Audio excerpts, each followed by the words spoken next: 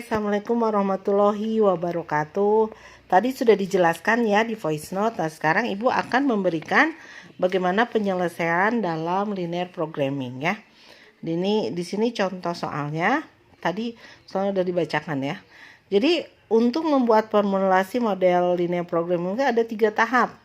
Yang pertama, tentukan variabel keputusan. Biasanya itu disimbolkan dengan simbol matematik X1, X2, dan seterusnya. Yang kedua, kita bentuk fungsi tujuan maksimal atau minimal. Biasanya ada bentuk Z ya.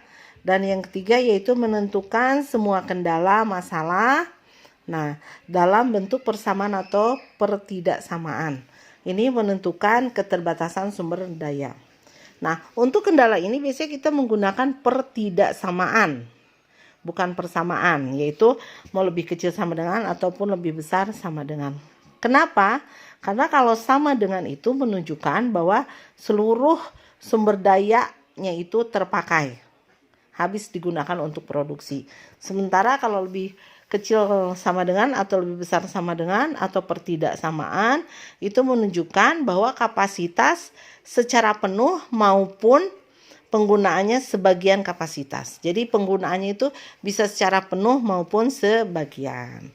Oke, kita lihat ya. Contoh soal yang nomor 1. Tadi udah kita ulang lagi soalnya di sini. Perusahaan NR berkonsentrasi pada produksi 2 jenis sepatu, yaitu sepatu wanita dan sepatu anak. Nah, setiap produksi melalui tahapan yang A. Pengaturan pemotongan, B. Pengeleman pengeringan, dan C. Pengeslepan. Nah, kita untuk mempermudah pada saat kita membuat model linear programming, maka kita bikin model matematikanya dulu. Kita bikin tabel ya.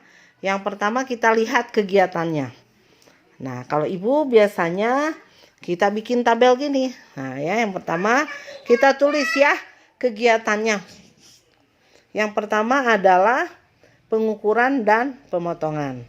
Yang kedua pengeleman dan pengeringan. Yang ketiga pengeslepan. Nah kemudian kita bikin ya di sini apa sih yang dibikin? Nah itu adalah sepatu wanita dan sepatu anak dan kapasitas. Kapasitas itu adalah keterbatasan sumber daya. Nah, kita lihat soalnya. Untuk sepatu wanita dibutuhkan kegiatan ukur dan potongnya itu adalah 10. Kita tulis di sini ya. Untuk wanita ini 10. Kemudian yang B-nya 3, yang C-nya 2. Ya. Kemudian untuk sepatu anak, nah, kita lihat sepatu anak berapa saja untuk peiniannya. Nah, yaitu untuk pengukurannya adalah 2 ya.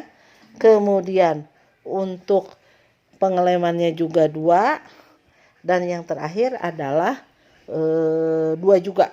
Ya, jadi ini semuanya 2. Nah, kemudian kita baca kapasitas waktu yang tersedia untuk A adalah 300, B 120 dan C 100. Nah, itu berarti menunjukkan keterbatasan sumber daya. Berarti yang A 300, yang B 120 ya, dan yang C adalah 100. Ya.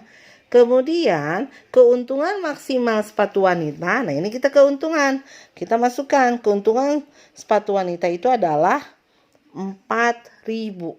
Tulis di sini. 4.000. Kemudian sepatu anak yaitu 1.000. Nah, ini kita bikin. Nah, kemudian kita bikin model linear programmingnya. Nah, di sini udah jelas ya ada. Jadi kita bikin nih berapa sih untuk menghasilkan keuntungan maksimal itu, berapa sepatu wanita yang harus bikin dan berapa sepatu anak. Tapi di sini kita hanya membuat model linear programmingnya saja. Jadi belum ke penyelesaiannya ya. Nah, kita lihat yang nomor 1. Nah, jadi yang nomor 1 itu adalah tentukan variabel keputusannya. Gitu ya. Variabel keputusannya bisa dibikin dengan simbol. Maka kita tulis X1 sama dengan, berarti apa ini yang menjadi variabelnya? Yaitu sepatu wanita dan sepatu anak. Jadi X1 adalah sepatu wanita. Ya. X2 adalah sepatu anak.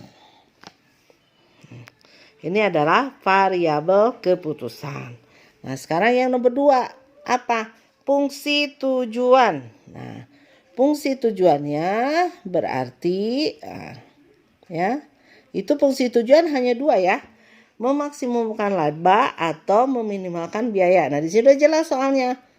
Keuntungan maksimal berarti fungsinya adalah Z maksimal. Nah, kita lihat keuntungan. Itu ada 4.000 ya. Berarti kita tulis 4.000 X1 ditambah, nah yang sepatu anak 1.000, berarti 1.000 X2. Ya. Itu adalah fungsi tujuan. Nah, yang terakhir kita bikin kendala. Kendala itu adalah batasan-batasannya. Nah, kita lihat di kolom ini. Ya. Berarti ini kan 10 X1 ditambah 2X2. Nah, ini harus lebih kecil sama dengan 300. Karena kita mencari keuntungan, ya. Nah, kita tulis di sini berarti yaitu 10 ya, kendala pertama nih. Ini kita tulis ya. Kendala-kendala. Nah, ini kendala masalahnya. Titik 2 berarti 10 X1 ditambah 2X2 lebih kecil sama dengan 300. Kemudian selanjutnya sama 3X1 ditambah 2X2 lebih kecil sama dengan 120. 2X1 ditambah 2X2 lebih kecil sama dengan 100. Di mana X1, X2 harus lebih besar sama dengan 0. Ya, ini memang sudah ketentuan bahwa angkanya itu harus lebih besar atau sama dengan 0. Karena ketika kita memproduksi suatu barang tidak jadi minus ya, pasti kita akan membuat barang tersebut. Kalaupun itu gagal berarti barang tersebut adalah 0. Ya. Itu adalah contoh nomor 1. Nah, coba kalian silakan kerjakan contoh yang lainnya buat latihan. Boleh ya. Ibu tidak akan ini membuat jadi satu tugas. Silakan kerjakan yang soal selanjutnya. Nanti silakan diperiksakan ke ibu. Ya. Oke, ini adalah contoh formulasi pembuatan linear programming. Kalau ada yang kurang paham, silakan ditanyakan. Nanti kita bahas di grup WA ya.